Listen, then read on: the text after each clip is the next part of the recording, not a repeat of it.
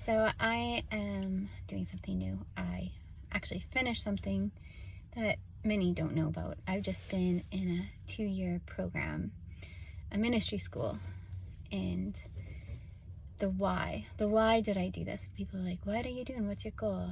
And it was simply just to know the love of God, the love of Jesus.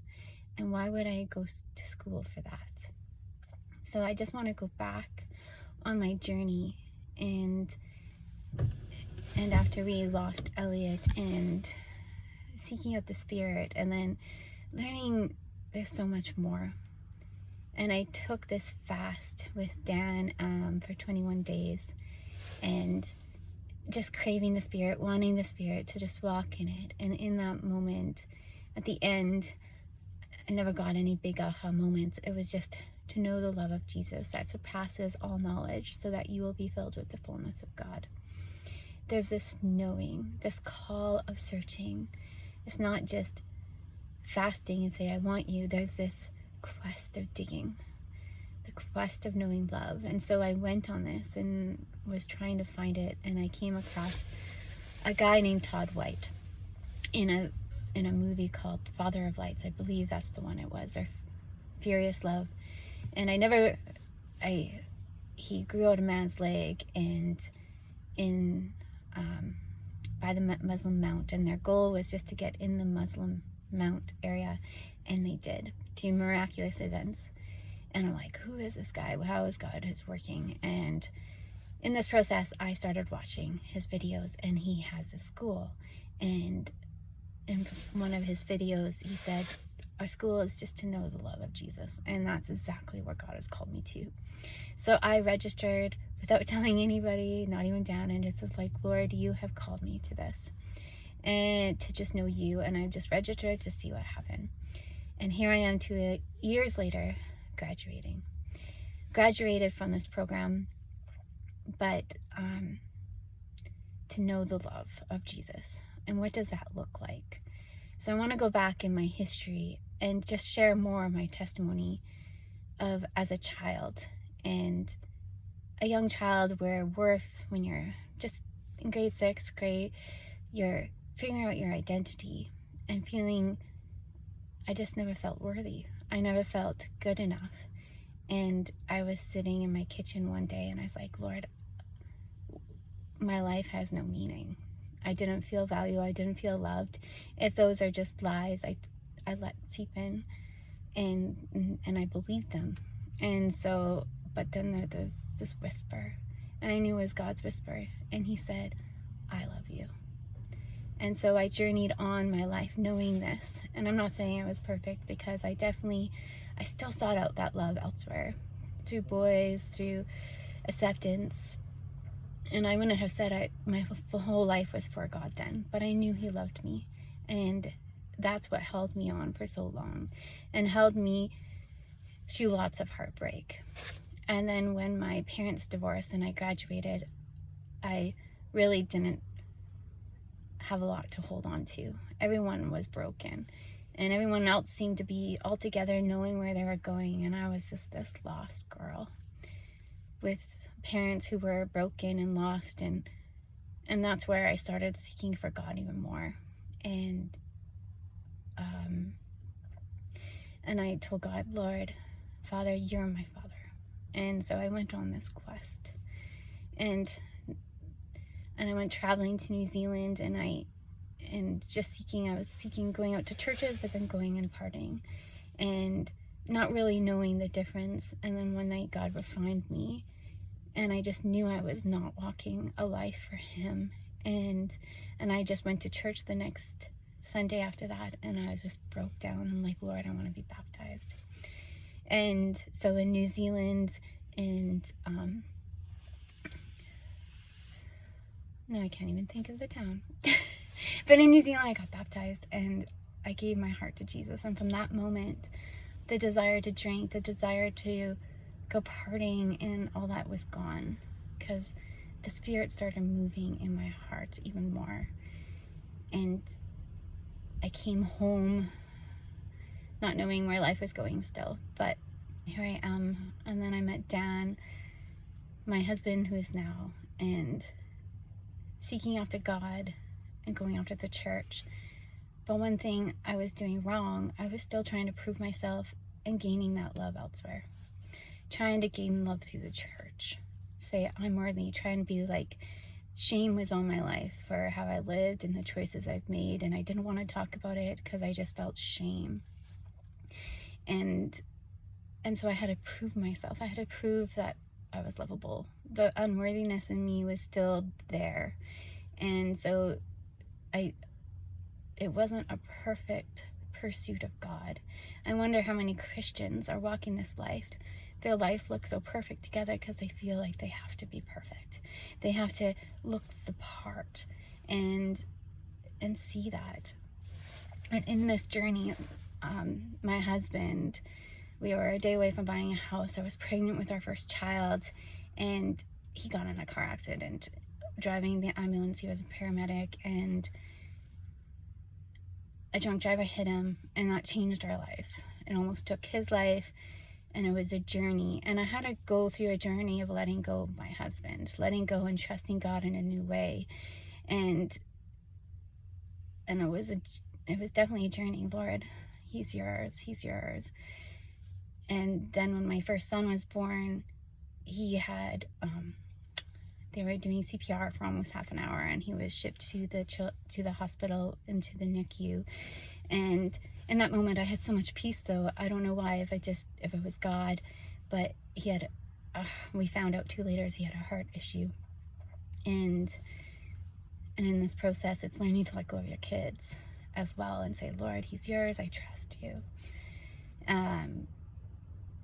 And having a distortion view as well, that God allows these things to happen to grow you, to search him out. I don't think he actually allows these things to happen. He uses them to grow us deeper to him, but it's not. He's one that wants to give life and life abundant. And Satan comes to kill, steal, and destroy. He wants to use these things to destroy us, to turn our hearts from God, and tear us apart from the Father's love. And there's definitely questions, because later on, when we had 3 kids later, our third child, who was a son, he was 5 months old, healthy, and he just died in his sleep. And you ask questions, why? You ask questions, Lord, is my son in heaven? What are you doing? We're already going through. My husband's still broken. Our other son's went through a heart thing, open heart surgery at 2.5. Why? Where is he? And in this journey of brokenness, of definitely darkness, there was times he spoke to me through rainbows, saying, I'm here with you, I'm here with you. And holding on to, he's a good God, and just holding on to him and searching out him, and what's this, just hope, trying to find hope. And I think most of us on our journey of life, we try to find that hope in some way or another. And as I was reading the story of Jesus and Lazarus died, and the people are weeping. And as I was just reading, and it says Jesus wept. I just wept, because in that moment God was saying, I weep with you. This is not my plan. Death is not my plan. Because the final curse that will be conquered is death. So it means death was never his plan. It was because curse came and we're fallen. And Jesus came to restore all that. And he weeps with us because he didn't want him to die. He doesn't want Lazarus to die. He didn't want my sons to die. He didn't want all the heartache in our lives. He wants us. He wants to walk life with us and forever. And I just wept because I realized his love, his tears are because he hates the brokenness that we feel. He hates the turmoil we feel. Because that's we weren't created for that. We are created for his presence. We are created for unity. We are created for his kingdom. We are created in his image, with his breath of life, with joy, with the center of love. God is love. That's the center of who he is. And as I kept reading the story of Lazarus, and he's like, Lazarus, wake up. And I was just like, he's redeemed him. Though there's still death here now, he's redeeming it. And my son, Reuben, he's alive. He's alive. And he's with the Lord, the Father, and he's with Jesus. And I read more, like I strongly believe he's closer to us than we think, and he is our prayer warrior. The saints are the prayer warriors, and the saints are who God has called, who are his children. We are his children. I am his daughter. You are his son and daughter. And he's so good. He wants to restore all of our brokenness. And as life went on, I also lost another son, and his name was Elliot, and it was 2.5. It was right when COVID started. Again, Lord, why? And I didn't fully understand that death wasn't caused from God, because most of the time people say God knows the number of our days, and they use all these verses. But what if our number of days is full life? What if our number of days is all that there is? But death comes to destroy. Death comes to separate us. Death comes to break us off from the Father, to blame all the brokenness of him.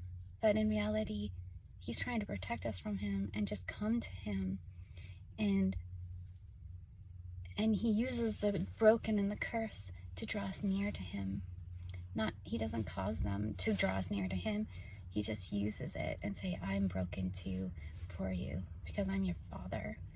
And as a parent, and you're seeing your children hurt or going through a hard time, and your heart hurts, it aches inside, and his aches so much for us, and he wants us, and he loves us. He gave us his very breath in creation. He created everything by word, but he saw us as something to breathe his very self. Love is giving. Love is sacrifice. And he sacrificed himself, Jesus, and his willingness to do it because he loves us and he's broken. And one thing I've learned is, like, a lot of times the Garden of Eden, I just thought this was cool, is that God cut off the Garden of Eden. And sometimes we see, like, oh, we have no place in him, but that was actually for our protection, because if man would have ate that tree of life, then Jesus couldn't have come as man to redeem us as a man so we can have the tree of life. Cutting off the tree of life is actually our protection, so Jesus can come and restore us, so we can have the tree of life, Jesus himself.